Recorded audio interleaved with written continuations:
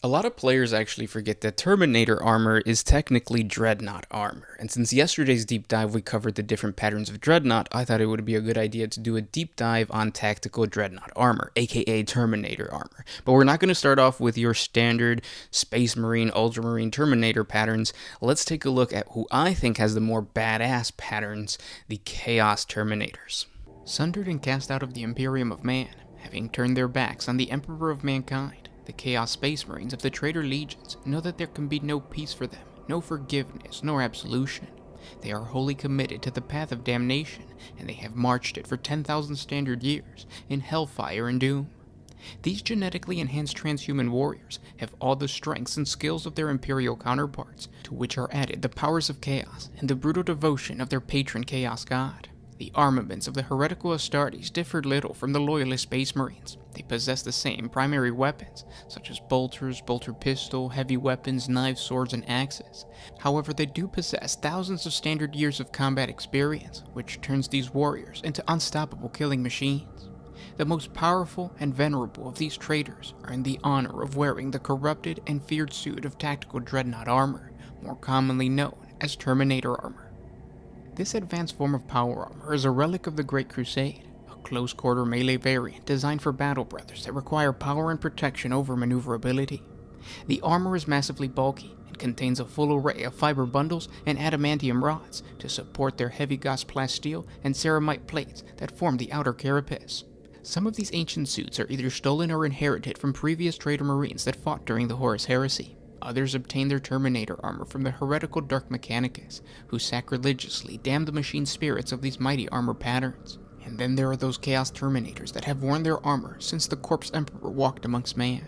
These heavily armored suits of power armor had become widely available by the time the traitor War Master Horus struck at Isstvan III. According to fragmented records of the Adeptus Mechanicus, Terminator armor was originally designed to become the ultimate Space Marine power armor, and was originally envisioned to replace the older suits. However, as the Horus Heresy drained the resources of the Imperium, Terminator exosuits became increasingly rare, for they were exceptionally difficult to create and maintain. In addition, during most battles, their bulk became a disadvantage against the light-powered armored warriors who easily outmaneuvered them.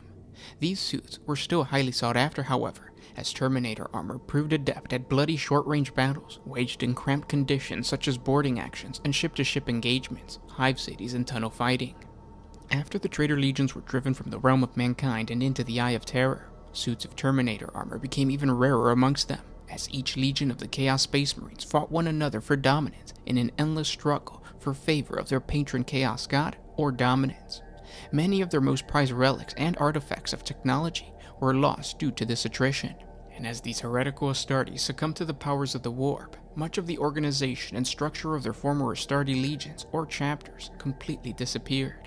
Therefore, suits of Terminator armor have become their most prized war gear, carefully maintained and guarded jealously by those fortunate few who have been in possession of these rare examples of advanced technology from a bygone era. Although these are masterpieces of war, the Chaos Terminator armor is as corrupted and twisted as the traitors within.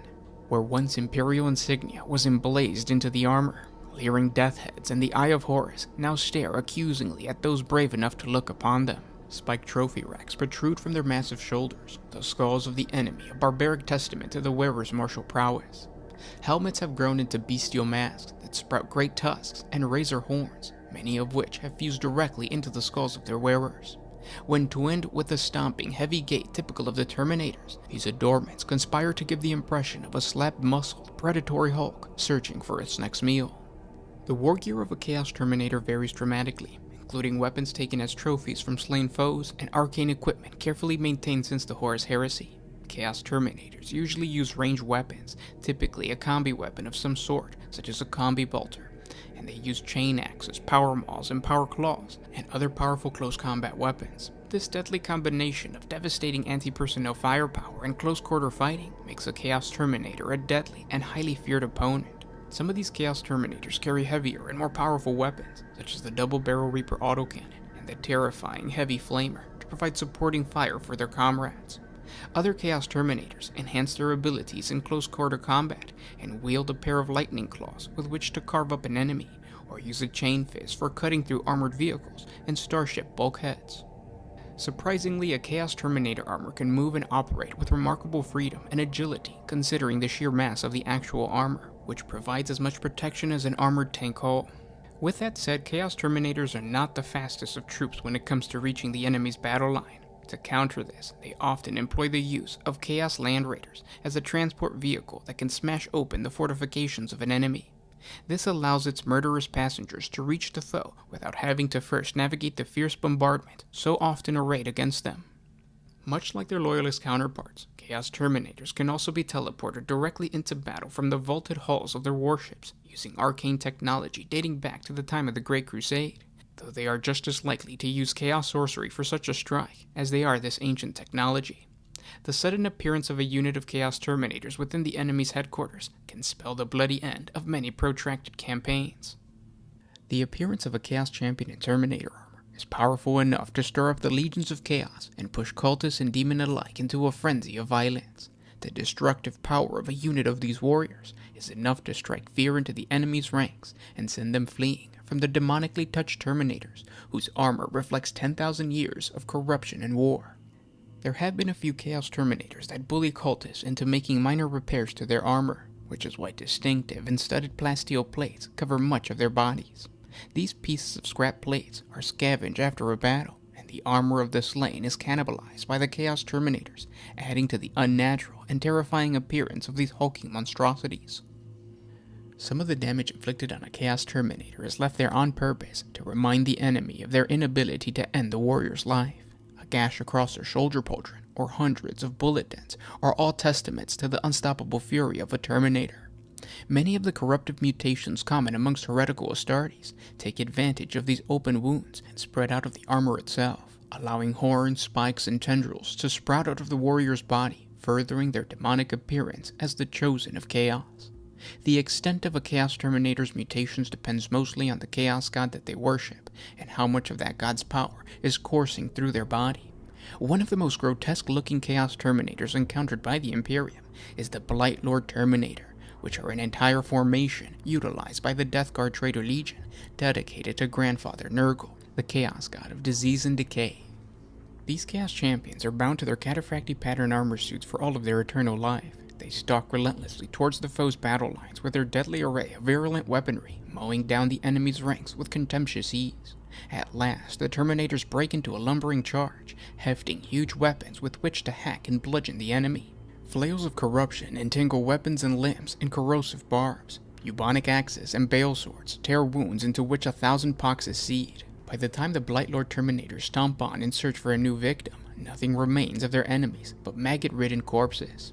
Combining the protective powers of their cataphracti warplates with the disease resilience bestowed onto them by Nurgle's gifts, Blight Lord Terminators are terrifyingly hard to kill.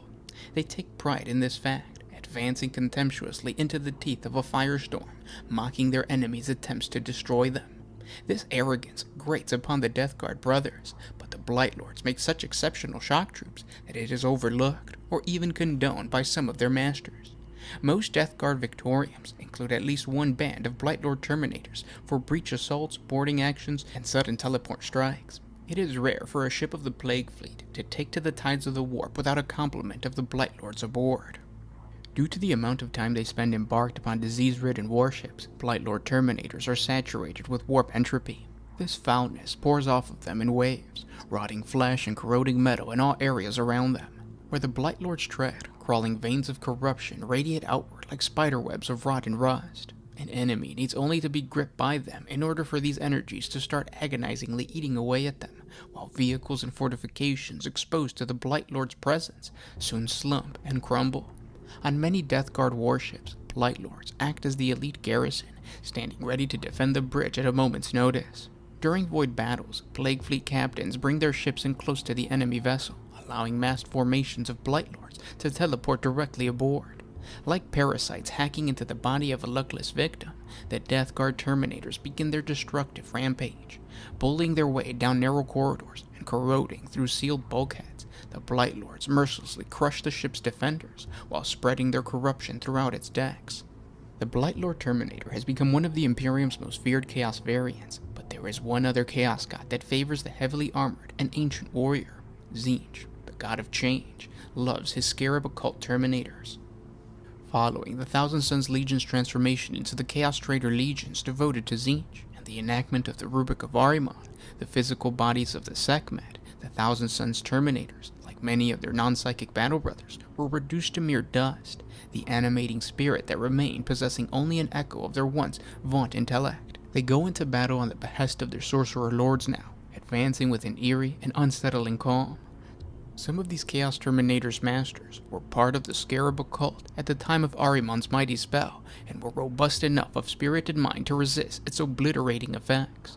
Others are powerful mystics who have ascended to the rank of the Thousand Suns over many centuries, and through twisted ingenuity, earned a place amongst the vaunted Sekhmet. In these cases, the Scarab occult sorcerers control the unstoppable force of the warrior automatons, capable of wading unharmed through the masses of lesser enemy infantry. The Scarab occult's ornate armor, derived from the variant of the ancient Tartaros pattern warplates, ripples with arcane force, sending solid shots ricocheting away and even turning aside the beams of high-energy weaponry. Each suit was a relic of the Legion, but even before the fall of Tzeentch was completed, the Thousand Suns had begun engraving their Terminator armor with profane inscriptions. This desecration continued even after the persecutions against the sorcerers laid down by the Council of Nicaea, for the Scarab occult saw it as their duty to guard the forbidden knowledge that their Primarch had collected. The Rubric of Ahriman sealed each warrior inside their defiled armor permanently, locking the remnants of their soul for eternity with the spell words that they had etched on their armor.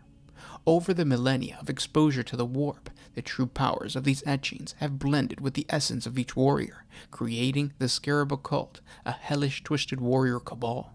The Scarab occult's armor has retained much of its potency over the long centuries since its creation.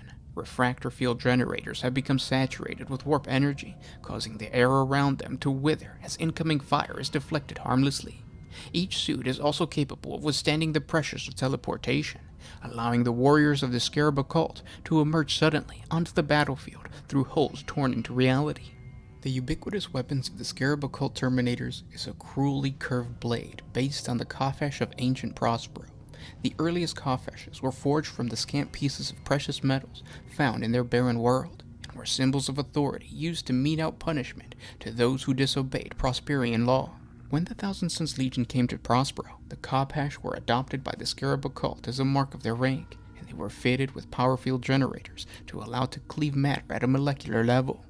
Though the warriors of the Scarab occult are but ghosts of their former glory, the deadly speed and skill with which they wield their blades in close-quarter combat has remained very potent. The Scarab occult Terminators bat away the assailants' blows with contemptuous sweeps of their power casheps. Sadly, although the Scarab occults were once counted amongst the most powerful mortals in existence, their independence is long gone now, and they serve only the sorcerer's fiends in their midst.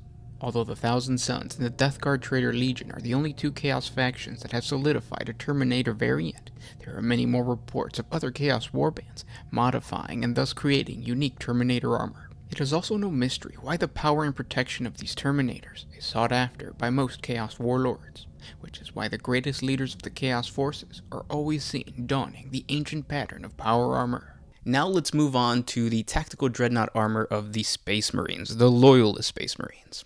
Space Marine Terminators have always been one of the most badass units within the ranks of the Space Marines. The battle brothers that have the honor of wearing this tactical dreadnought armor are basically walking tanks. Terminators combine the stoic heroism of an Astarte with the protection of heavy armor and its devastating weaponry. Unfortunately, with the introduction of the Primaris Marines to the tabletop, the appearance of what should be a hulking Space Marine warrior in Terminator armor has been reduced to a funny-looking mini-marine. But until we get new models, the lore behind the Terminator still lives on. Although the Terminator armor of the 30K era was more diverse and readily available, there exist many unique variances of Terminator units within the current Space Marine chapters. The tactical dreadnought armor is actually a refined and improved pattern of Space Marine armor that was developed from the suits worn by the techno-barbarian warlords of old Earth during the Great Crusade era. The Emperor of Mankind called upon the Mechanicus of Mars to create a suit of power armor that provided greater protection than what was offered with the standard Crusade pattern armor, and was less dense and cumbersome than the standard dreadnought armor. The result was an incredibly durable suit comprising of an outer shell of heavy gauze ceramite plasteel composite plates mounted on an adamantium exoskeleton with servo-assisted interfaces that integrated with the Astartes' own neurological and muscular system to enhance its movements. Its advanced composite allowed the wearer to survive hits from firepower that could penetrate even the armor of a tank, and for a while it was the heaviest combat armor in any Imperial arsenal. The armor was completely sealed, which meant that it could be used for starship warfare or battles in highly unstable or corrosive environments. The synthetic fiber bundle muscles of the tactical dreadnought armor allowed the Astarte to carry much heavier loads than even their mighty physiques could manage, and so the Terminator became a heavy weapon platform that could just as quickly enter close-range engagements and then tear the enemy to pieces in melee. In the last 10,000 years, Terminator armor has become incredibly rare. Any given Space Marine chapter would be lucky to possess a suit. This is why only the chapter's first company or a specialist formation is fully equipped with this relic of the Great Crusade. There are 5 known chapters that utilize a specialist or a unique Terminator formation in the current millennia. The first and most abundant is the Grey Knights chapter. The Grey Knights can muster enough tactical dreadnought armor to outfit almost the entire chapter. And this is because although Terminator armor is incredibly durable, the warriors within are far more remarkable. To pursue the endless wars against the demons of chaos, it takes more than a mere Space Marine. It takes a Grey Knight, an altogether more superlative warrior who is far above the Space Marine as an Astarte or above the common run of mankind. There are a couple things that make Grey Knight Terminators unique. The primary armament is always a Nemesis Force weapon of some kind, selected from their chapter's armory according to the skills and preferences of its wielder. Nemesis Force weapons are a potent combination of advanced power projection circuitry and arcane psychic sorcery. The ability of the weapon to channel the psychic powers unleashed by a psyker into a lethal strike makes them devastatingly powerful weapons in close combat against psychic or warp-tainted foes. Luckily, the Terminator armor is incredibly resilient and it can withstand this incredible powerful psychic force channeling throughout the Grey Knight's body.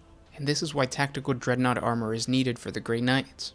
Grey Knight Terminator squads rarely operate a standard line of battle, for it seems that the Grey Knights are always outnumbered by their demonic foes. Thus, they must concentrate their attacks, picking their targets individually for full effect. As a result, Terminators often choose to teleport straight into the heart of the battle, the better to catch the foe unaware in a storm of firepower and vengeful blades. Sometimes the only warning that an enemy will receive is the momentary flash of light and the stink of ozone that precedes a teleportation, by which time it's far too late. The weapons required to fight the enemies of the Grey Knights and the type of enemies encountered is why the Terminator armor has become a requirement for almost the entire chapter. The Wolf Guard are an elite band of seasoned warriors comprising of the mightiest champions of each great company. Heroes all, every member of the Wolf Guard is personally handpicked by their Wolf Lord to be his personal bodyguard. It is his deeds that mark a Wolf Guard rather than his age, so there are hot-blooded young warriors as well as sturdy veterans amongst their ranks. Each has fought hard to earn his place, for only those that consistently prove their heroism through acts of valor and skill are deemed worthy to join such a hallowed company. In battle, they form their Wolf Lord's sharpest blade. Bearing their choice of specialist war gear, they lead the great company's battle line, or seize vital targets in strength. It is the dream of every Space Wolf warrior to join the elite ranks of the Wolf Guard, and they will fight all the harder when their Wolf Lord is nearby, in the hope that their valor will earn them the right to join this legendary brotherhood. Within the Space Wolves chapter, battlefield promotion is extremely common, for Wolf Lords are men of conviction and instinct. There is no special criteria for elevation to the rank of the Wolf Guard. The surest way is to save the life of a Wolf Lord in the heat of battle, for it is the sacred duty of the Wolf Guard to be the sword and shield of their lord. These chosen brethren are favored by their Wolf Lord with the best weapons he has at his disposal, antique weapons of immense potency and ornate artifacts of ancient origin. Few can stand before these heroic warriors, equipped as they are with the best war gear in the company's armory, making them virtually unstoppable in close combat. Each Wolf Guard is expected to fight in the style at which he excels, for their lord cares little for their former roles in their former pack. Not only does the Wolf Guard serve as the bodyguards for the lords of the great companies, but also as mentors for the younger Space Wolves. They are excellent role models, for their battlefield experience and raw talent has earned them their esteemed position. The members of the Wolf Guard may lead less experienced packs into battle, or form a retinue of the mightiest warriors of the great company. The most heroic member of the Wolf Guard, typically the warrior, judged by their lord to be a natural-born leader, will be granted command of his great company's Wolf Guard. Known as a battle leader, this Wolf Guard is the champion of his company, trusted with its overall stewardship in the absence of their lord. To be named battle leader is a rare honor that few space wolves will ever ascend to, though those that achieve such a position are truly heroes within a company of heroes. With every swing of his axe or order issued to those around him, a battle leader is responsible for upholding the honor of his lord. If a battle leader sufficiently proves himself and earns the respect of both his fellow Wolf Guard and his great company, he may well find himself next in line for leadership when his Wolf Lord finally passes into legend. Every Space Wolf warrior dreams of a place in the Wolf Guard. To be a member of this selected company is to wield the ever deadliest weapons of war, for a great wolf company's armory is always open to the personal guard of its Wolf Lord. So do many Wolf Guards choose to don suits of sacred Terminator armor, the most formidable personal plate available to the chapter's warriors. The actions of these warriors can turn the tide of any war. Packs of Wolf Guard Terminators form the spearhead of many of the Space Wolves' attack, where they can scorn the foe's defensive firepower as they advance to tear the throats out of the enemy's battle lines. On rare occasion, a great company will armor all of its Wolf Guard and commit them to a single war zone, deploying them as a hammer blow to crush all resistance. The Fire Drakes are those elite Astartes of the Salamanders' first company, chosen not simply for their martial skills, but also because of their mental resilience, discipline, and self-sacrifice. Created during the Great Crusade by their Primarch Vulcan, the Fire Drakes were so named for the greatest of the Salamander's creatures said to originate beneath the stone of Mount Deathfire. They are the finest and most experienced warriors of the Legion. To be afforded this exalted status, mere skill at arms was not enough. The warrior would have to be proven of faultless bravery and, just as importantly, faultless self-control. Such was the wisdom of Vulcan and the traditions of his Legion, that many of the Fire Drakes could be found fulfilling numerous roles throughout the ranks, rather than concentrated into elitist cadres, as many other legions had, the better to serve as exemplars, champions, and protectors. Exceptions to this practice did exist, however, such as the Pyre Guard, who served as their Primarch's praetorians and advisors, and the warrior band of Fire Drakes, most commonly clad in exquisitely crafted Terminator armor, who were formed to act as shock troops and line breakers of the Legion in the most deadly battles it undertook. The Fire Drakes were present during the tragic Dropsite Massacre on Isfahan V, where the Salamander's Legion, alongside the Raven Guard and the Iron Hands, were all but annihilated. Through their tenacity, sheer determination, and extraordinary valor, some of these elite warriors managed to survive the slaughter committed against them by the traitor legions.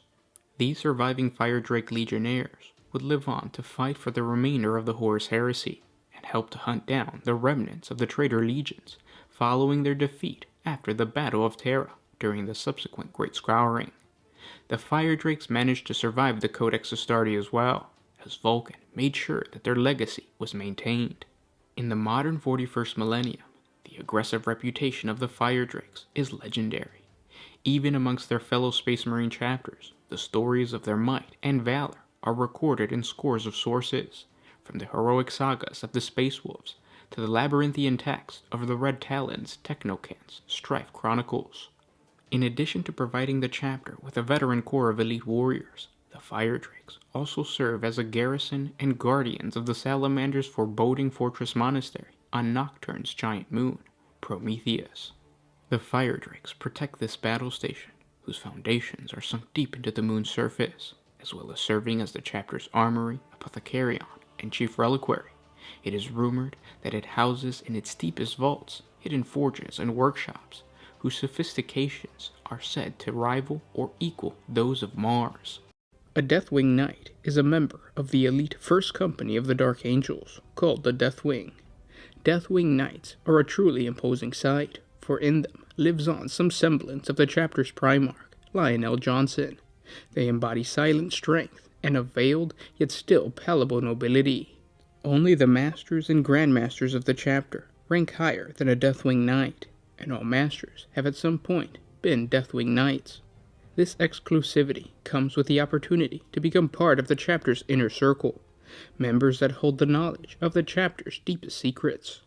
None but the most fell-handed warriors of the first company are promoted into the inner circle of the Deathwing, and displaying skill in battle is not enough to receive the honor of knighthood.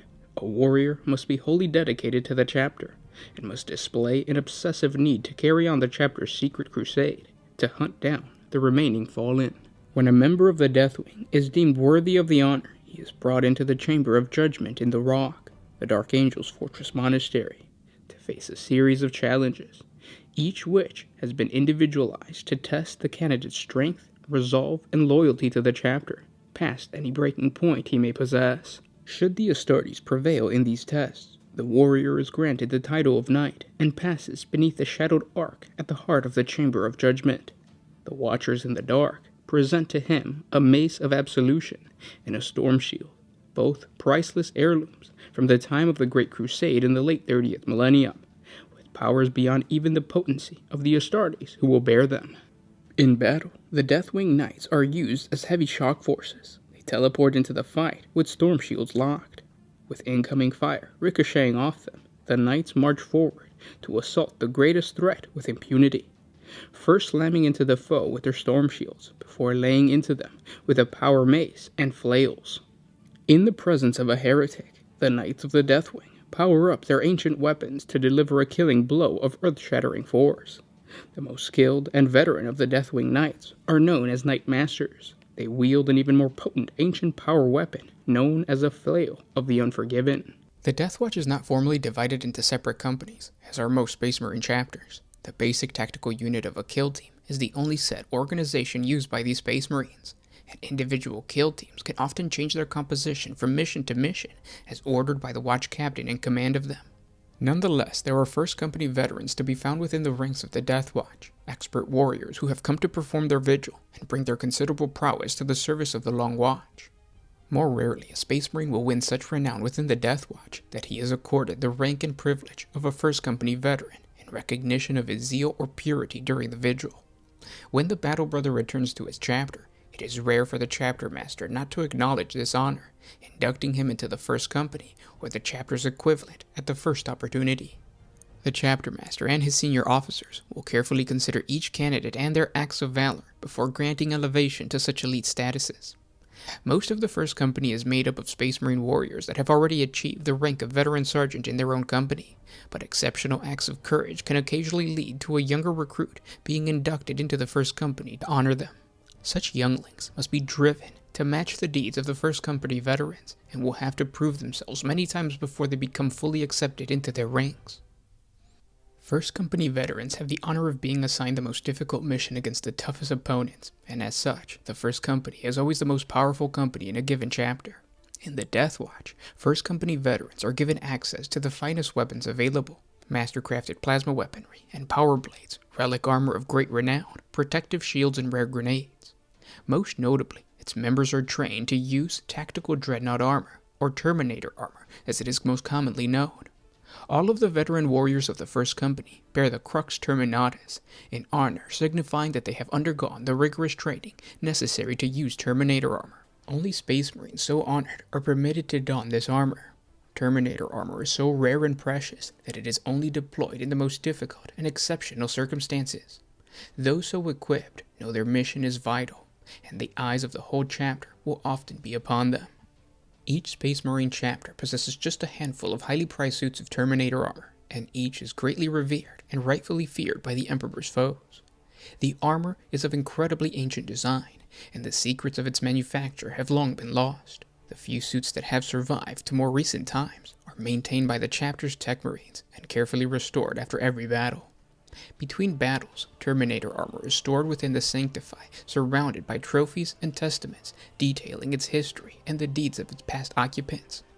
The machine spirit within the Terminator armor are treated with great deference for their tremendous age and war wisdom, often given as much credit for a victory as its previous occupants. Some first founding chapters are still capable of fielding a full company in Terminator armor, but most successor chapters are limited to using no more than a few squads at a time.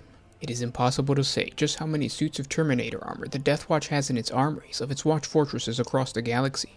A watch commander always seems to be able to access a few suits when needed, but larger numbers must be begged for from the chapters, something that the Deathwatch is loath to do.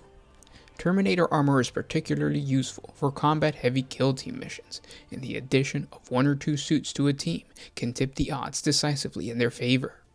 Weaponry for Terminator armor is designed for close-quarter combat.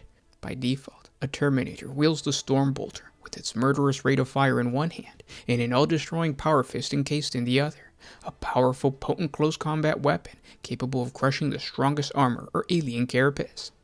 Other specialized weapons used by the Terminator include assault cannons, heavy flamers, thunderhammers, storm shields, lightning claws, and chain fists, although a few long-range weapons, like the carapace-mounted Cyclone missile launchers, exist for use by Terminators. These weapons are a rarity, for the armor is designed for savage engagements at point-blank range. Space Marine Terminators excel at urban assaults, ship-to-ship boarding actions, and any other kind of engagement where the fighting is close and vicious. The superb protection afforded by the Terminator armor, mated with its devastating close-range capabilities, enables First Company veterans to wade into battle with incredible force. When they are protected by tactical dreadnought armor, Deathwatch Space Marines can fight toe-to-toe with the deadliest Tyranid creatures or the most monstrous orcs.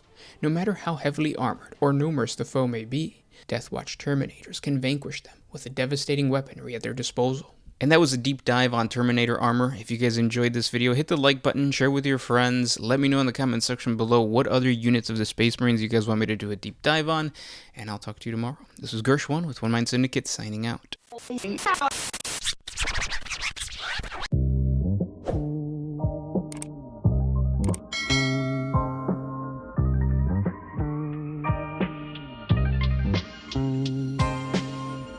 Always used to put my freedom first in any situation.